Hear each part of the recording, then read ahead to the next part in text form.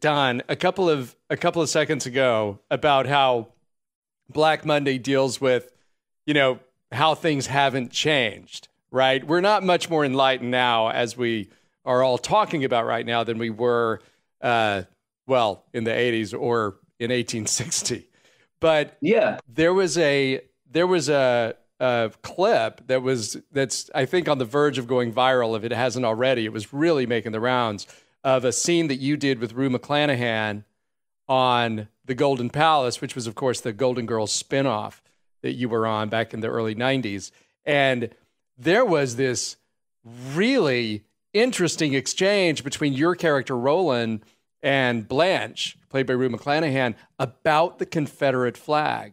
And it's going around because at that time in the early 90s, that conversation was not being had in any kind of widespread way, certainly not on a network sitcom.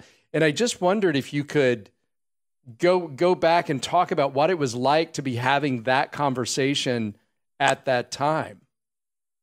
Well, to the writers' credit, and these are writers that all went on to do, big things in the space, like Kim Ballaway and, Mitchell Horowitz and Mark Cherry. Everybody went on to like continue to do what they were doing. And that was the breeding ground for them, Golden Girls and Golden Palace. So they've always wanted to stick their nose in stuff and, dip their toe into areas that were uncomfortable and tricky for people to deal with.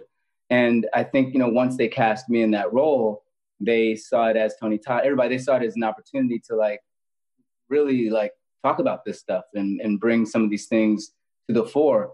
And I was glad that they, allowed me to, it wasn't just, force fed to me. They're like, tell me what the conversation is. How should we talk about this? What are the ways that we should bring this up? And yeah, it's really interesting because it did kind of take off. Somebody just tweeted something to me and said, kind of like, did you know you did this? I'm like, yeah, I was there. I was there at the time. Yeah, it's really interesting that, like we said, these things are cyclical. They don't necessarily ever go away. This isn't a conversation that we weren't having. Maybe it hadn't reached, as you say, the level of being a network sitcom and a national conversation like that as we see it now. Also, there was no social media at that time. So things proliferated at a rate that's much more advanced than it would have been at that time. Even if it's something that everyone saw at, Thursday night at 8:00, it's not like there were many forums to continue that conversation. So now that it's out there in that way, it's just sort of catches fire. Like you say, it goes viral and everybody talks about it, but it's not a new conversation. And it's not, for sure, it's not something that a lot of communities haven't been talking about forever.